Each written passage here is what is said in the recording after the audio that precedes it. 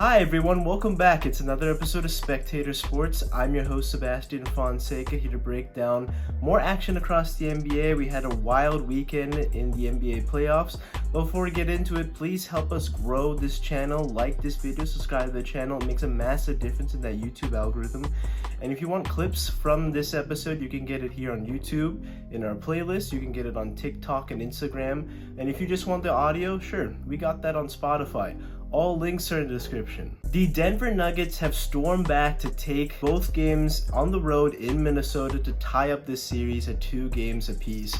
They had 3 days to stew and get over their 0-2 deficit, dropping both games at home. They heard all the chirping from the media, including myself, about how the issue is that maybe they're too much of a finesse team. Maybe they can't handle the physicality that the Timberwolves are bringing. Well, they put that all to bed, starting off with Game 3. They destroyed the Minnesota Timberwolves by 27 points.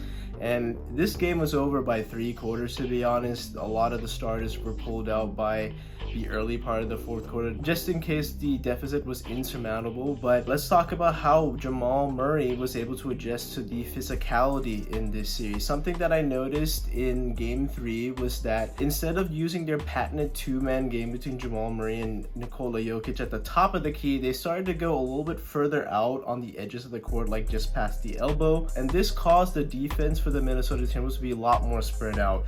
Before, in games 1 and most of game 2, the lane was very congested and it didn't give Jamal Murray a lot of space to operate on. But even back in game 2, even when the lead was very large, the Nuggets still found a little hole in their defense, and they continued to use that matchup to their advantage in game 3. And big time contributions from Nikola Jokic, who responded after just being held to 13 points. He nearly dropped a triple-double in Game 3. Jamal Murray responded after a poor shooting performance in Game 2 to also drop 24 points.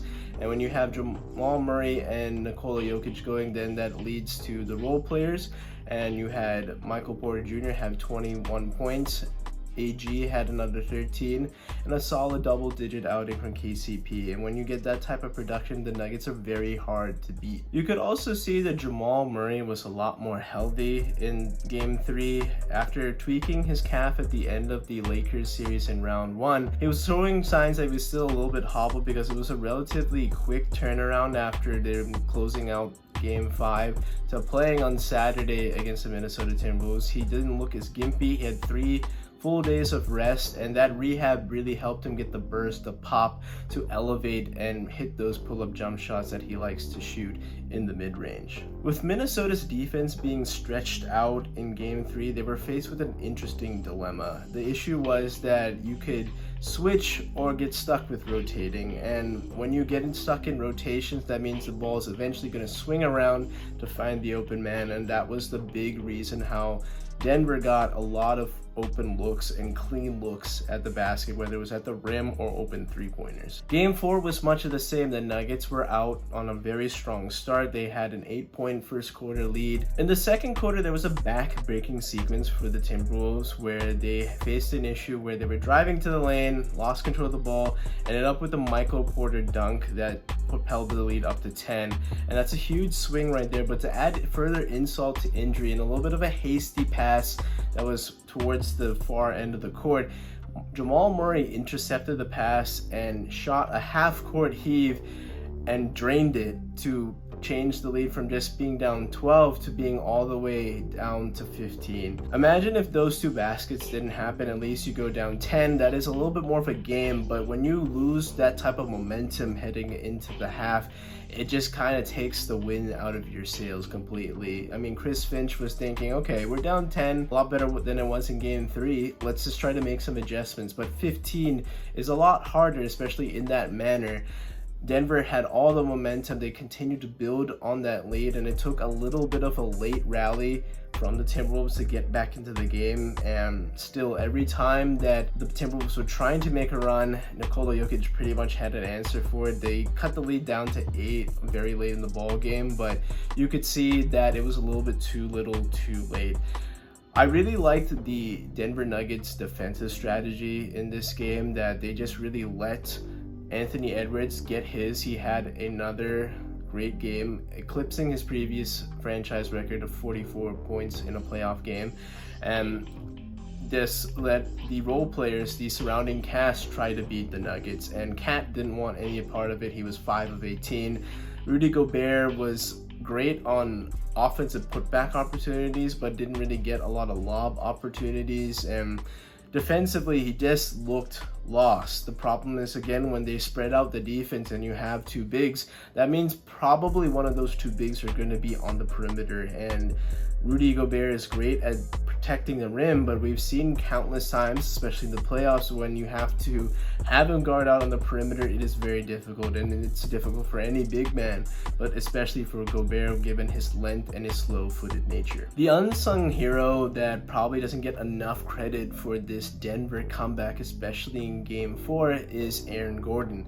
Aaron Gordon does all the dirty work. He gets the rebounds, he plays really good defense, especially on wings. Plays against LeBron James at times as well in the Lakers series, but in this series, I mean, he had the opportunity to guard Karl-Anthony Towns, and for much of the last two games, he's left Cat pretty quiet. There's been not a lot of impact. While he is 6'9" and giving up probably about 3 inches of height, he is just so much stronger, has the ability to stay in the lane and hold his ground. And we know that Cat maybe is a little bit more of a finesse player. He's one of the best jump shooting big men in the game, but it comes time to the playoffs, he does shrink in moments like these. We've seen it time in and time out. Jimmy Butler got a little sick of that and decided to pack his bags out of Minnesota after that run in 2018. So we've seen that it just hasn't been very consistent for Cat, and we need a better performance. Otherwise, the Timberwolves may not even win another game in this series.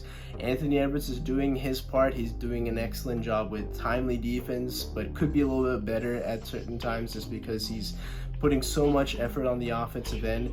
But it's also kind of clear that the Minnesota Timberwolves just don't really have much of an offense. Other than Anthony Edwards, there's not a lot of sets. There's not a lot of other guys that could get their own shot.